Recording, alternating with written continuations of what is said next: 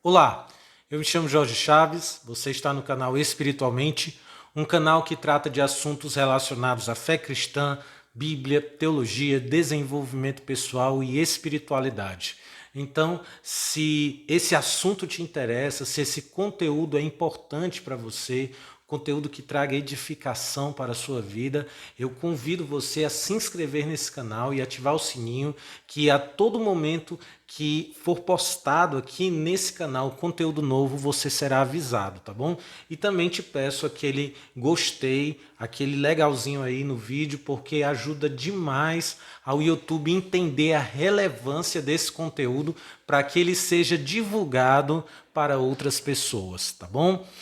Nesse vídeo eu queria falar um pouco sobre um assunto relacionado à espiritualidade cristã, que é um assunto muito corriqueiro e muito tratado entre as pessoas, porém pouco compreendido, que é a tão famigerada frieza espiritual. Você já ouviu falar disso? Você já se sentiu frio espiritualmente em algum momento da sua caminhada?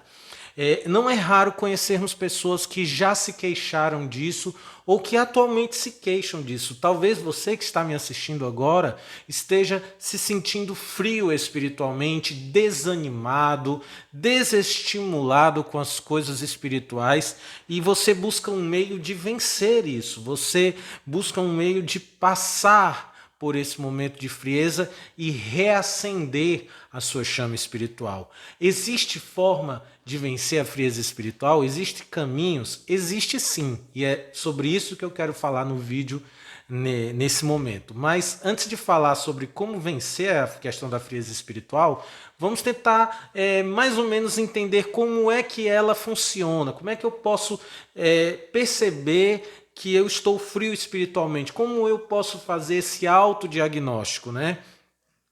É importante nós percebermos algumas coisas, pessoal, em relação a esse assunto. Geralmente as pessoas que se declaram frias espiritualmente, elas sentem uma espécie de indiferença aos temas espirituais, à agenda espiritual que antes elas eram fervorosas. Pessoas que se empolgavam com oração, já não se empolgam mais tanto, nem oram mais tanto como oravam antes. Pessoas que tinham uma rotina de leitura bíblica, essa rotina desapareceu em algum momento da sua vida. A pessoa que era mais engajada na agenda da igreja, de atividades da igreja, essa pessoa, ao passar dos anos, ela foi perdendo essa empolgação e, junto com ela, também perdendo o engajamento nas atividades da igreja. Enfim, são essas os principais sinais, digamos assim, a indiferença que faz com que você se acomode na sua vida espiritual ao ponto de que você não se envolve mais com as dinâmicas concernentes da espiritualidade. Nós sabemos que uma vida espiritual ela precisa ser construída e ela precisa ser mantida. Mantida à base de quê? Mantida à base das disciplinas espirituais, né? Nós conhecemos algumas dessas disciplinas nas escrituras, como por exemplo oração, leitura da palavra, jejum, comunhão na igreja. São disciplinas, são processos que eu cultivo e que fazem com que a minha espiritualidade com Deus, a minha comunhão com Deus floresça. E a frieza espiritual ela vai nos tirando tudo isso. Ela vai tirando de nós a empolgação com essas coisas. É comum você olhar e dizer assim, nossa, quando eu estava naquele auge do chamado primeiro amor, eu me sentia mais animado, mas a minha alma estava mais acesa diante das coisas que eram espirituais, diante das rotinas espirituais que eu possuía, e agora eu já não sinto mais tanto ardor no meu coração por essas coisas. E é importante entender que a pessoa que está sentindo frieza espiritual, ela não é necessariamente uma pessoa desviada da fé. Na verdade, pessoas que se sentem frias espiritualmente, elas não se sentem desviadas da fé. Elas continuam tendo fé em Jesus, elas continuam acreditando na salvação, elas continuam acreditando de que precisam ter uma vida de comunhão e santidade com Deus, elas continuam debaixo desses princípios. Porém, elas não sentem uma motivação interna, elas não sentem aquele ânimo de antes. Elas se sentem apáticas diante das coisas espirituais e elas sinceramente se incomodam com isso. Pessoas frias se incomodam com a própria frieza. Pessoas desviadas, aqueles que apostataram, vou usar a palavra, né? Se tornaram apóstatas, abandonaram totalmente a fé, elas não sentem essa culpa, elas não sentem esse peso. Geralmente, quem está frio espiritualmente sabe que está frio e sente uma tristeza no coração e sente desejo de novamente ter o seu coração incendiado, né? ter sua vida espiritual, o brilho da sua vida espiritual restaurada. E aí é onde eu quero entrar agora na questão. É possível você se reanimar com as coisas de Deus? É possível a sua alma se alegrar novamente, o seu espírito se incendiar diante das rotinas espirituais e das demandas que o Senhor coloca para a minha vida e para a sua? É claro que sim. A resposta é um sonoro sim para você. Você pode ser renovado. Você pode ser reavivado. A graça do Espírito Santo, que é o Consolador que ajuda o povo de Deus hoje, neste mundo, essa graça pode ser transbordada em nós e o poder do Espírito Santo pode sim reavivar a chama espiritual que está frágil, que está apagada, que está fumegante dentro de você. É possível sim experimentar renovo da parte do Senhor, porque as Escrituras nos declaram em diversos momentos o interesse de Deus em nos avivar. Eu quero começar declarando para você que antes de você desejar ser avivado espiritualmente, o Senhor já quer isso da sua vida. O Senhor já deseja avivar o seu coração com as coisas espirituais. Ele já deseja reanimá-lo com as coisas que são do alto. Porém, para que esse reavivamento aconteça, não depende só do interesse de Deus. Deus tem interesse, mas o interesse também e o movimento precisa partir da nossa parte. Precisa partir de nós. E hoje eu quero falar nesse vídeo, para não me alongar muito, de pelo menos 3 passos que você deve começar hoje a tomar na sua vida para você eliminar a frieza espiritual e ser reavivado na sua caminhada com Deus. Queria falar de 3 passos rápidos aqui. O primeiro passo para vencer a apatia espiritual, vencer o desânimo espiritual, vencer a frieza espiritual, é você começar a forçar-se em oração. Force-se em oração. Não espere sentir desejo. Nós temos um erro muito comum, que é o erro de esperar sentir as coisas, sentir desejo pelas coisas para fazê-las. E se você esperar sentir desejo para fazer as coisas que você precisa fazer, você não vai sentir. Você não vai se animar para isso. Force-se na oração. É interessante que Paulo vai dizer em 1 Tessalonicenses 5,17 que nós devemos orar sem cessar. Então, orar é buscar um contato com Deus. E você deve se forçar a isso. Você deve forçar o seu corpo, forçar a sua mente, porque assim, querido, você que está tentando ser reavivado, há uma força interna em você não querendo isso. Por mais que você deseje ser avivado espiritualmente, há algo dentro de você que milita contra isso e te leva ao desânimo. Então, se você esperar surgir um desejo forte por oração, você não vai começar a orar. Você tem que se colocar como quem força. Sabe aquela pessoa que sabe que tem que ir para a academia, mas está com preguiça? Muita gente vive assim. Eu, várias vezes, enfrento esse mal. Eu sei que preciso ir para a academia me exercitar. Então, tem que haver um momento em que, se eu não partir da consciência de que preciso ir para a atividade física e ir mesmo sem vontade, se eu não fizer isso, eu não crio o hábito, eu não crio a minha rotina de exercício. Isso é muito importante também, e eu estou fazendo a comparação com a oração porque é a mesma coisa. Você não sente desejo de orar de noite, você não sente desejo de orar na hora que vai fazer suas refeições, você não sente desejo. E se você esperar sentir, nunca vai aparecer esse desejo. Force-se, ore, e ore especificamente pedindo a Deus o avivamento. Abacuque, capítulo de número 3, verso 2, tem uma oração do profeta que ele diz assim, ó: ouvi, Senhor, a tua palavra e temi. Aviva, ó Senhor, a tua obra no meio dos anos. O profeta está orando aqui a Deus e dizendo: aviva. Ele pede especificamente um avivamento na vida dele e na vida do povo de Israel. Então, ore, e ore especificamente por isso, ore pela sua frieza espiritual, apresente a Deus o seu desânimo, apresente a Deus a sua falta de vigor espiritual.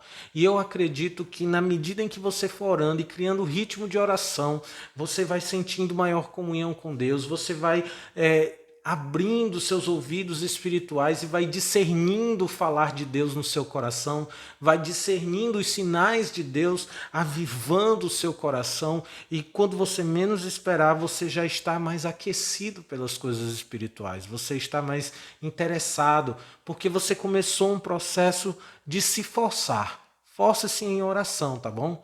Um segundo conselho que eu quero deixar para vocês aqui, um segundo passo que eu acredito, é que nós precisamos nos arrepender das nossas falhas e dos nossos pecados. Eu sei que nós vivemos em tempos e em sociedades que é difícil falar a respeito do pecado, porque foi relativizado.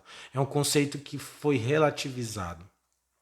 Mas em toda a história da espiritualidade cristã no mundo, em todos os episódios de avivamento que ocorreram na história da igreja, na história do povo de Deus, na história da espiritualidade cristã, todos os movimentos de avivamento foram acompanhados por um forte senso de arrependimento.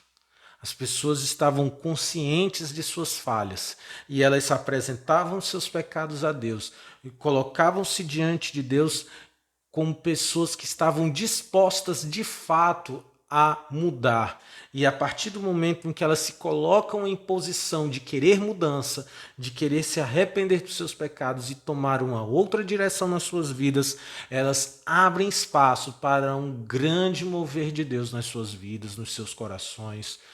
Abre espaço para que o poder do Espírito Santo opere dentro dela movimentos que vão levar a uma mudança que de outra maneira não aconteceria. É interessante que 2 Crônicas, capítulo 7, verso 14, diz assim: e se meu povo, que se chama pelo meu nome, se humilhar e orar, e buscar a minha face, e se converter dos seus maus caminhos, então eu o ouvirei dos céus, e perdoarei os seus pecados, e sararei a sua terra. Esse sarar a terra pode ser também para nós trazido de forma espiritual como um trabalho de Deus em sarar o meu coração e o seu de toda a frieza, de todo o desânimo, de toda a indiferença com as coisas espirituais. Quando você se coloca em posição de arrependimento, de humildade, você ora, você busca a face do Senhor, apresentando o seu coração, as suas falhas, aqueles pecados que estão guardados e escondidos dentro da sua alma, e você pede a Deus um mover de perdão, um mover de transformação, você começa a sentir o agir de Deus na sua vida nesse sentido. Ele ouvirá, diz o texto, ele perdoará e ele trará cura para todo o seu desânimo, cura para toda a sua frieza espiritual. Então, a frieza espiritual precisa ser curada. E ela não pode ser curada se não houver, de fato, arrependimento e confissão. E para concluir, você precisa passar por uma revisão e reajustar todas as suas prioridades para experimentar uma vida de avivamento com Deus. Mateus capítulo 6, verso 33, existe um famoso texto, uma famosa frase de Jesus, que ela é conhecida, porém pouco vivida, que diz assim: mas buscai primeiro o reino de Deus e a sua justiça, e todas as demais coisas vos serão acrescentadas. Eu estava um dia desse conversando com a minha esposa e dizendo para ela o seguinte: o que mais nos tira do foco de Deus, o que mais nos tira do caminho da espiritualidade e o que mais esfria o nosso coração é quando desvirtuamos as nossas prioridades, deslocamos as nossas prioridades, colocamos em primeiro lugar aquilo que não é para ser primeiro lugar. E eu sei que é bem complicado falar isso aqui que eu estou falando agora, porque é difícil eu, que estou aqui no vídeo falando para você, tentar determinar quais devam ser as suas prioridades de vida. É difícil para mim falar isso porque cada pessoa vive um contexto e uma realidade diferente. Porém, quem conhece o texto de Mateus sabe que Jesus aqui está falando sobre comida, sobre bebida, sobre roupas, sobre necessidades materiais. Jesus aqui no contexto do capítulo 6, ele está falando sobre suprir as necessidades materiais que nós temos. Suprir as nossas necessidades terrenas, que são concernentes a este mundo. Jesus está discutindo este assunto com os discípulos e ele está dizendo para os discípulos o seguinte: cuidado para que a sua vida não seja focada na busca pelo seu sustento material, na busca pelas coisas que são desta terra, deste mundo. Porque quando você foca os seus olhos e o seu coração e as suas forças em buscar as coisas que são daqui, as benesses que são daqui, as necessidades que são daqui dessa terra, o seu olhar ele se desloca para uma outra realidade e você perde o foco da realidade espiritual. É simples assim. Você deixa de perceber a vida espiritual, você deixa de buscar discernir as coisas a partir das realidades que são espirituais. E você começa a raciocinar, a construir seus planos, seus passos, seus projetos, suas metas, tendo como ponto de partida o aqui e agora, e o resultado final é o aqui e agora. E isso é uma ferramenta muito eficaz para esfriar você espiritualmente. Eu sei que nós temos demandas urgentes, eu sei que demandas que são para o cuidado e para o sustento da nossa vida, elas são demandas que não podem esperar. Eu sei que elas exigem de nós, sim, força, exigem energia, exigem atenção, mas a palavra do Senhor diz que nós devemos caminhar neste mundo tendo como principal foco, principal objetivo e base de vida constituir na terra o reino de Deus e fazer parte desse reino.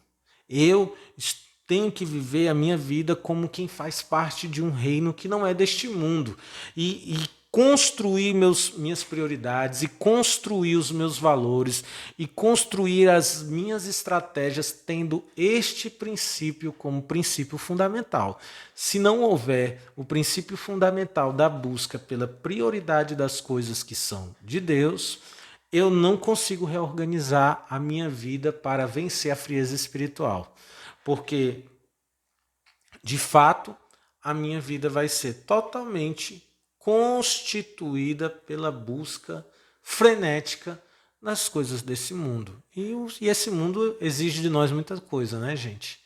Exige de nós sucesso, exige de nós recurso financeiro, exige de nós estabilidade, segurança. São muitas demandas que esse mundo tem. São muitas demandas que esse mundo nos impõe. E se nós aceitarmos todas essas demandas como sendo demandas fundamentais, essenciais, e não colocarmos como essencial a nossa comunhão com Deus, o reino de Deus sendo manifesto na minha vida e na sua, sendo nós os construtores de um reino que virá, se nós não colocarmos isso como a prioridade que reorganiza todas as outras, que reestrutura todas as outras, nós vamos continuar frios. E a frieza crescerá a tal ponto que você se desviará do caminho da verdade. Mas, Jorge, você acabou de falar que são coisas importantes e necessárias. E o que é que eu faço? Você precisa aprender a depender de Deus. Eu sei que não é fácil o que eu estou falando, porque eu me encontro nesse processo de aprender a depender de Deus. De aprender que Deus me convida a confiar no cuidado dele. E Deus me convida a fazer assim, olha, essas coisas que você acha que tem que dar muita atenção, não dê tanta atenção assim, porque elas vão ser acrescentadas. Quem é que vai acrescentar essas coisas na minha vida? É o cuidado de Deus que vai acrescentar elas. Porque enquanto eu estou focado no que realmente Deus quer que eu me foque, eu vou entendendo que se eu estou focado naquilo que Deus quer, na posição que Deus deseja de mim, no lugar que Deus me colocou, eu estou focado naquele lugar e fazendo aquilo para o qual o Senhor está me chamando a fazer, eu me coloco nessa posição, eu entrego nas mãos dele a reorganização das outras coisas das quais eu não posso dedicar a mesma força e o mesmo empenho, porque estou focado naquilo que Deus quer. Reavivamento é uma questão de reorganizar sua ótica, o seu ponto de vista e de partida. Quando você consegue redefinir o seu ponto de vista e o seu ponto de partida no mundo, tendo Deus como padrão, tendo Deus como a régua que vai reorganizar isso aí, as demais coisas que te aflige, que aflige toda a humanidade, as demais necessidades que são legítimas, ninguém está falando aqui que não é legítimo, é importante sim, mas todas essas necessidades legítimas, elas vão sendo acrescentadas por Deus e no tempo de Deus. Esse é um processo de cura muito profundo, de transformação de olhar muito profundo. Por isso que a gente tem que primeiro se arrepender para depois começar o processo de metanoia. Ore mais, arrependa-se e busque de Deus uma transformação da forma como você vê o mundo, entende o mundo e organiza as suas prioridades. Peça a Deus tudo isso, busque isso e você vai viver um grande avivamento de Deus no seu coração. Tá bom? Espero que essa palavra tenha abençoado sua vida. Se abençoou, deixa o joinha, curte, ajude-nos a compartilhar o conteúdo deste canal com outras pessoas que também precisam ser alcançadas e saradas pelo poder do Espírito Santo. Deus te abençoe em nome de Jesus. Tchau, tchau.